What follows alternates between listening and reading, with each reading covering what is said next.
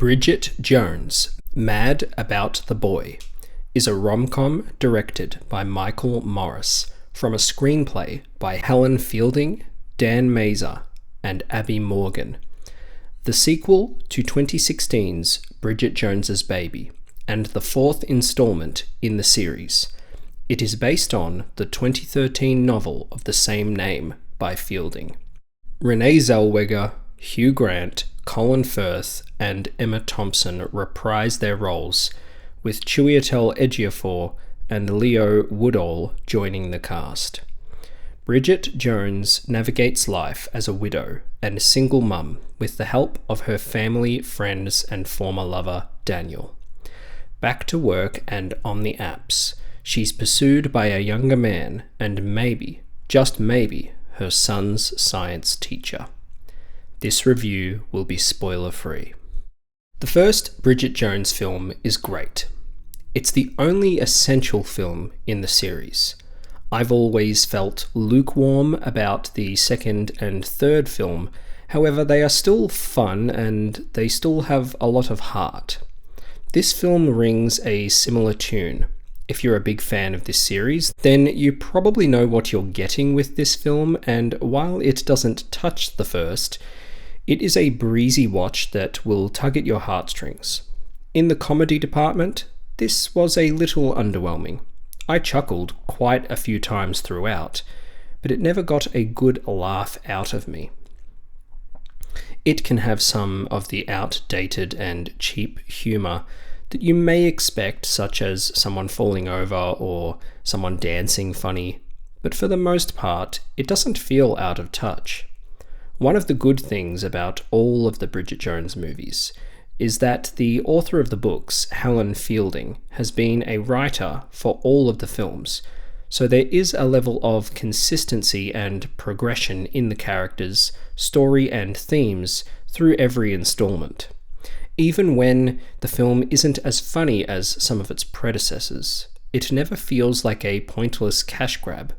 It always feels like it has genuine heart and relevance.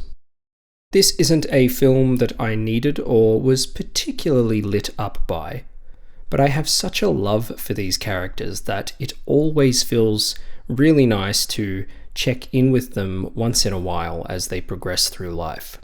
New characters, Mr. Wallaker and Rockstar, certainly fill the same roles as Mark and Daniel did in prior films, but they are put in a different context.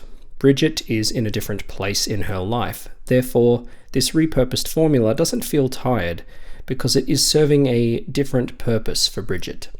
Renee Zellweger knows this character very well. She could play Bridget in her sleep. She always shows up to these films with her A-game, regardless of how many times she plays the character. And the same goes for Hugh Grant, who is an essential ingredient to these films. It was great to see how they have developed his character in this film. Even though he is given room to mature in this film, I'm glad that they didn't downplay the cheekier elements of his character that we all know and love.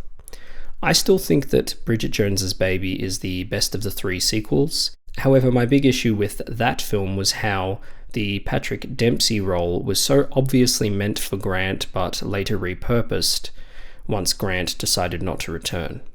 Grant is fantastic in Mad About the Boy as Daniel, and it was great seeing him back, his scenes being among my favourites.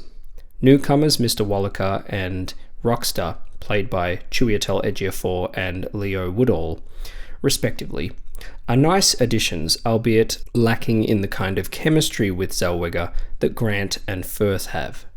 I did appreciate their performances and roles in the story in spite of this.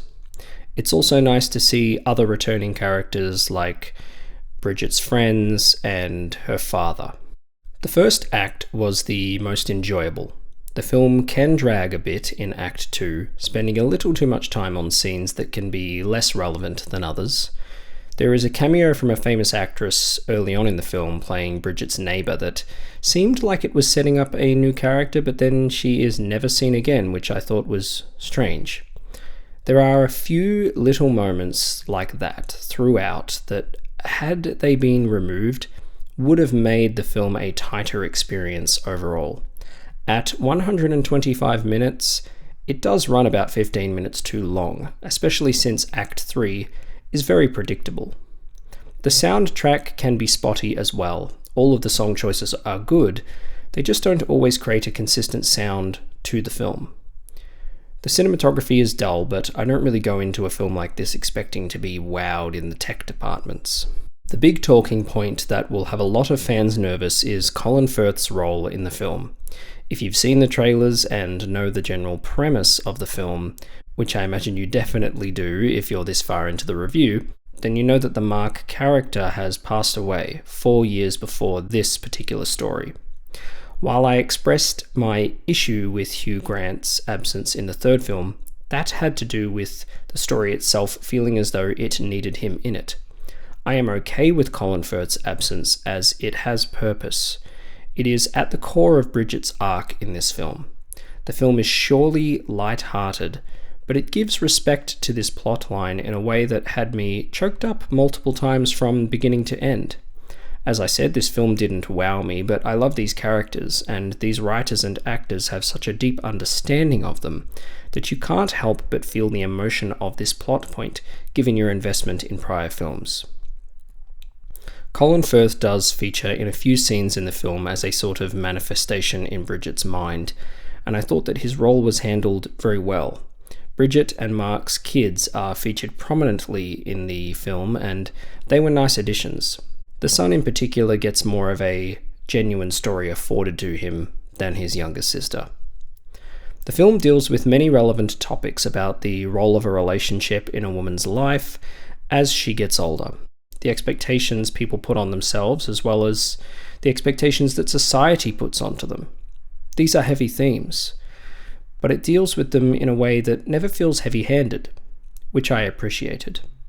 Once again, I wouldn't say that any of the Bridget Jones sequels are essential, but this was a nice addition, if a bit middle of the road.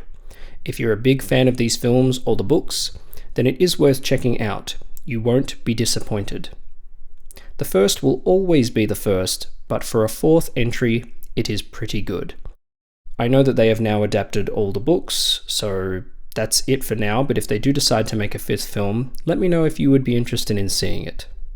I think this is a good way to end the franchise, but I wouldn't be opposed to another one in 10 or 15 years.